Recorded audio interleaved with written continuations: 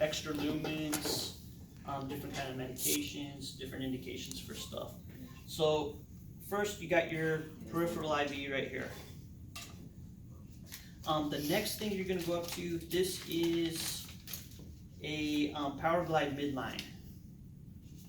And this, I put these in with the ultrasound. And this thing is pretty cool.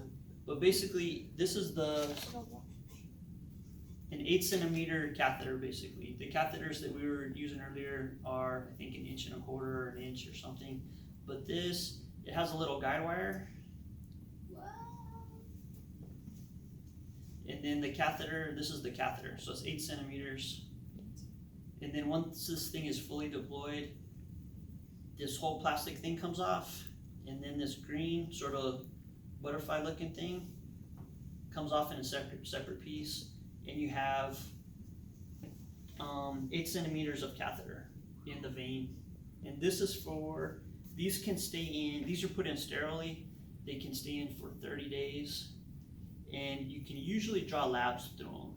Is that still considered peripheral access? Like, This is peripheral, it's pretty high tech, I've never seen this. Cool. it's peripheral access, and basically you still have one lumen. It's basically a glorified IV, but usually where you put them in is right here.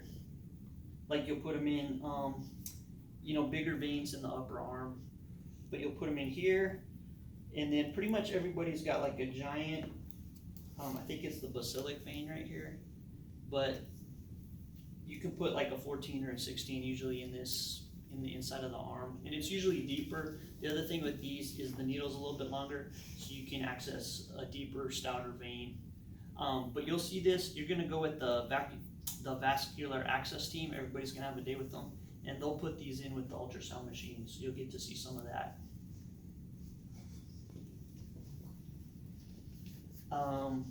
So that's like the next level of IV. The next thing up is gonna be a PICC line, and that's a peripherally inserted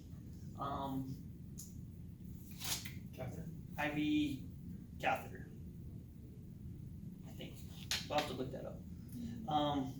But basically that's gonna go in the same kind of site, usually in the inside of the arm or here, and it goes all the way up, it crosses the axilla, and it terminates in the heart. And that's a central line. PICC, in peripherally inserted central line is what PICC stands for. So that terminates in the superior vena cava, right at the top of the heart. And that's for medications. You can put vasopressors through it. You can put, if somebody's getting long-term antibiotics for like 10 days or 2 weeks or something that are hard on the veins, there's enough turbulence in the heart where you can pretty much put any medication through, a PICC line. And it'll have usually 2 lumens, and it'll have 2 ports, but also 2 lumens. So each of these is an individual IV. So this tube that goes up, there's actually 2 tubes. There'll be 2 holes. It'll say distal and proximal, so you know which hole the medication's gonna come out of. These, you can draw labs out of them, but you have to waste 10 mLs of blood versus 5 mLs of blood, just because there's more catheter you have to pull through. These are put in sterilely with ultrasound. They'll put them in interventional radiology, or the VATS team that you guys are gonna go with. You'll see them put a lot of PICC lines in. This is the central line dressing, and these we'll learn how to do. We'll change out the dressings on these. This is something you do on the floor, or the VATS team goes around and does dressing changes too. So you'll probably most students got to do at least one sterile dressing change with the VATS team, and that if you're with the VATS team, those are like elite nurses. If you have a dressing change, you can do whatever they let you do. You can do with them, because they're. We don't have to call you, is what you're Yeah. saying? Oh, Yeah, because they have so their students. guidance is, okay. Yeah. Will you sign us off though? Like if we said we Yeah. did it, okay. Mm-hmm. Yeah. The next thing is you're gonna see IJs, and subclavians, central lines. And those are gonna be similar to the PIC. They're gonna be shorter. The catheter's gonna like either go in through the neck or down here. And they're gonna be double or triple lumen catheters. And those are placed by physicians, usually at the bedside. If a patient needs, multiple medications, IV,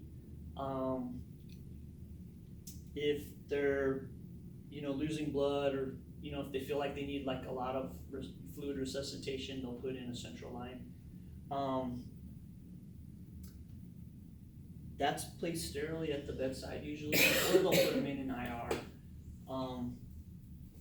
It'll have a similar dressing. The ports will look similar to this, but usually it's three lumens. This also terminates in the heart.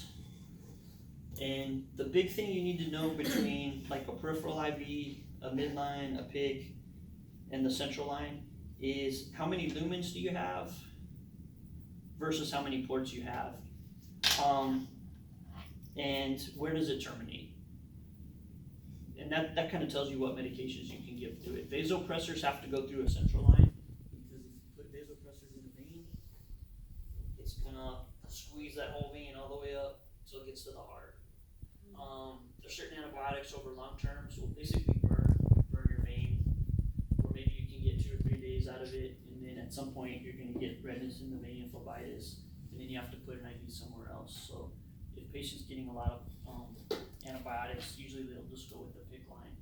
The other thing is you can go home with the PIC line. My mom had an infection, and she was gonna need like 14 days of IV antibiotics.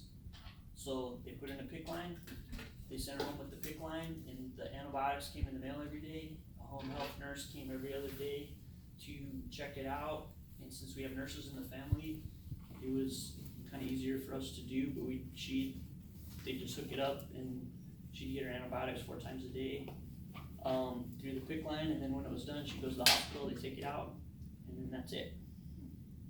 Under no circumstances should you DC, even if they're gonna DC a central line or a PIC, under no circumstances as a student will you DC either of those. You can take IVs out, you can take midlines out, but these, you will not DC these, because when you do it, you have to have the patient lay flat, and you have to have them exhale, because if they suck in air, you can actually, as you're taking it out, they can pull air into their blood vessel, and they can get an embolism. And there's actually been cases where there was a U of A football player that died, where they took it out with him sitting up, and he inhaled or something, and air went in, and he got an embolism. So this is one of those things.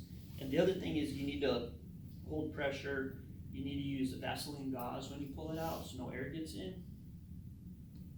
Like if your catheter's in here, you get your Vaseline gauze, you put it over, you have them exhale, you pull it out, you hold pressure for like 10 minutes, make sure you got homeostasis, because this is going to be a pretty big hole, and then you'll put one of these kind of dressings over it.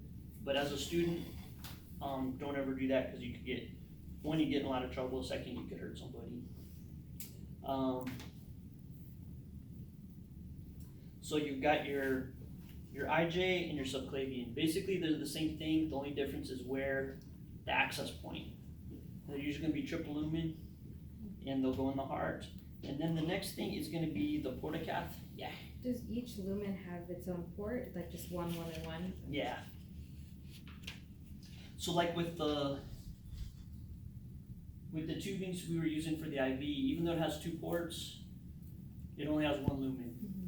So you can't mix medications. But like this, you could have 2 different medications that don't work together, because you got 2 lumens, and the central lines or the IJs and the subclavians are the same thing. Each port's like an individual IV, basically. And then the next thing is portacath. Portacath is usually going to be about right here on the chest. And what it is, this is off a different piece of equipment, but I just kind of wanted to demonstrate what it looks like.